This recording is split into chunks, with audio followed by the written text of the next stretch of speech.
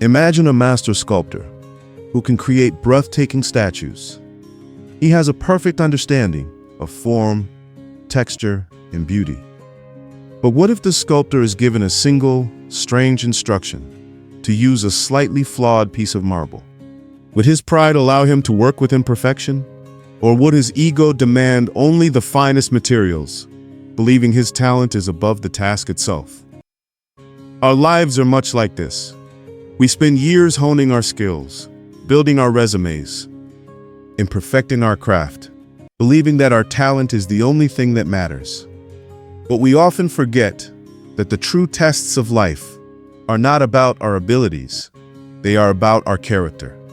Today's story is a powerful account, inspired by a real event in Japan. It's about a man who was, by all measures, the perfect candidate, but he faced a silent, unseen test that lasted only a few minutes, a test that had nothing to do with his skills and everything to do with his soul. This story is a profound reminder that what we do when we think no one is watching is what defines us most. His name was Kenji. In the world of corporate Japan, he was a rising star. With degrees from the best universities and a portfolio filled with success, he was the embodiment of ambition and intelligence. For weeks, he had navigated a grueling interview process for a senior manager position at one of the country's most prestigious companies. Hundreds had applied, only he remained. The final step was a one-on-one interview with the company's legendary CEO, a man known as much for his wisdom as for his demanding nature. Kenji felt a surge of pride. He had outlasted everyone. He believed his superior intellect and flawless track record made him the only logical choice. He saw the world as a ladder, and he was climbing it faster than anyone else. In his mind, respect was something to be earned by achievement, not something to be given freely. This belief was the invisible lens through which he saw the world, and it was a lens that would soon be put to the test. On the day of the interview, he walked into the company's headquarters. The lobby was a cathedral of modern success, with gleaming marble floors and an intimidating, silent hum of power. Kenji was escorted to a quiet, elegant waiting area outside the CEO's office. The CEO is concluding a meeting, the assistant informed him. "Please wait here." Kenji nodded, his confidence unshaken. He sat down, opened his briefcase, and pretended to review his notes. The first 10 minutes passed, the next 10, a flicker of impatience. After 30 minutes, that impatience had curdled into a cold knot of arrogance. He thought to himself, "They are testing my patience." A foolish corporate game. As he waited, he observed the flow of a truly disciplined office. Employees would walk past the CEO's door, and without fail, each one would pause, give a short, respectful bow towards the door, and then continue on. It was a seamless, quiet ritual. Kenji watched them with a cynical eye. He thought, what a waste of time. Bowing to an empty room. True power doesn't need such empty gestures. Just then, an elderly janitor entered the waiting area, pushing a small cleaning cart. He was humble and moved with a quiet diligence, almost invisible in this world of high-powered executives. The janitor noticed a small smudge of dirt near the CEO's doorway.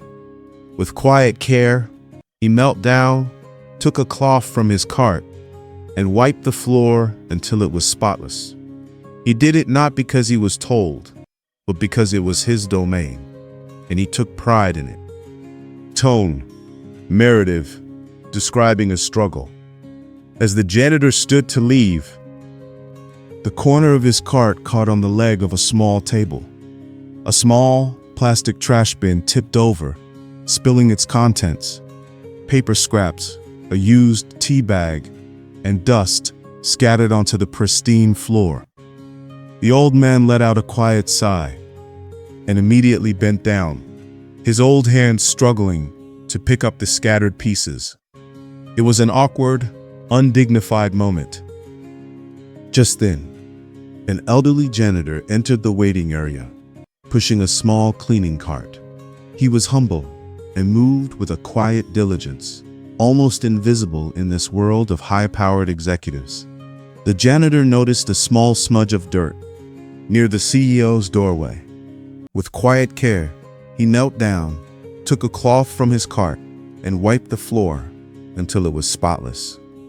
He did it not because he was told, but because it was his domain, and he took pride in it. Tone, narrative, describing a struggle. As the janitor stood to leave, the corner of his cart caught on the leg of a small table. A small plastic trash bin tipped over, spilling its contents.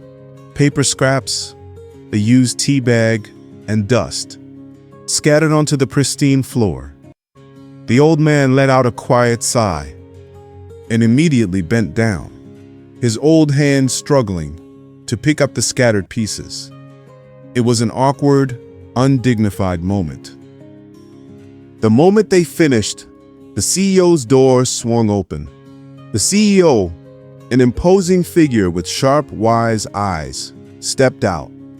He ignored Kenji and Haruto. He walked directly to the old janitor. He placed a firm, respectful hand on the janitor's shoulder. "Thank you for your help, Tanaka-san," the CEO said, his voice clear and strong. "You have done well." Then he turned. His gaze fell first on Kenji. "Your interview is over," he said, his tone flat and final. "You may leave."